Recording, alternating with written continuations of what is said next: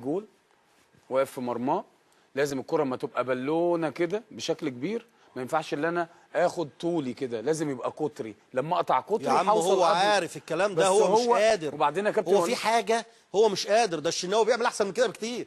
دي على راس الستة، ده الشناوي بياخد من على راس ال18 اللي فوق. هي الاصابه دي يا كابتن بص هو بيجري بالعرض، هو مش عايز يطلع. هو مش قادر ممكن يطلع. اسالك سؤال؟ هي الاصابه دي اقوى ولا الشرخ الاجهادي اقوى؟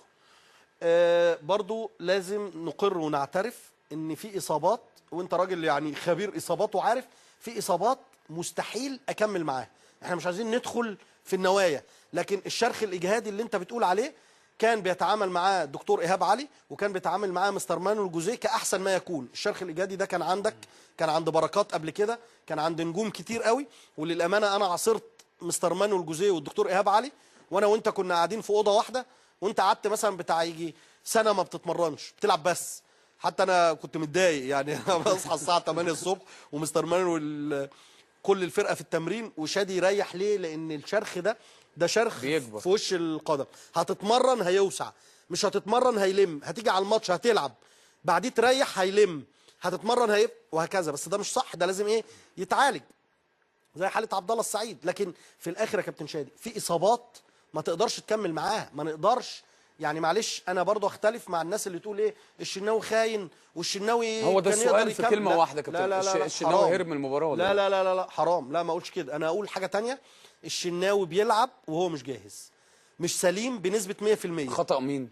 خطأ الجهاز الفني، كابتن شوقي غريب رقم 1، لان المدير الفني المسؤول الاول عن كل اللي حواليه، وبعد كده يجي خطأ الدكتور، وبعد كده يجي خطأ الشناوي.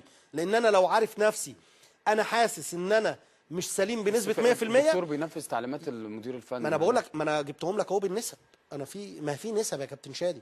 الدكتور ايهاب علي يقول مثلا شادي ما ينزلش، خلاص وانت المدير الفني ليك كل الحق لعبه. ده طب ايه رايك في تصريح الدكتور المنتخب لما قال لك اخر 3 ايام الشناوي بيشارك في التدريب بشكل كامل وما فيش اي حاجه؟ ما خلاص، ما بص في الاخر انا ده تحليلي، لكن انت هتقعد تسال مش هتجيب حاجه. هتسال الشناوي ما تعرفش يقول لك ايه، هتسال الدكتور مش عارف ايه، هتسال الكابتن شوقي هيقول لك الدكتور قال لي سليم، هتسال الدكتور هيقول لك الشناوي قال لي انا سليم.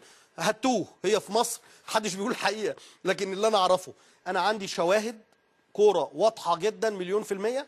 والراجل ده كان مصاب في نفس المكان ده مع نادي الزمالك في اخر مباراه ليه، فواضح نفس الاصابه. وقالوا هتاخد 5 ايام، خدت ال5 ايام ورجع اتمرن 3 ايام او 4 ايام. واضح ان هو مش سليم. هنا هنرجع لقصه عصام الحضري.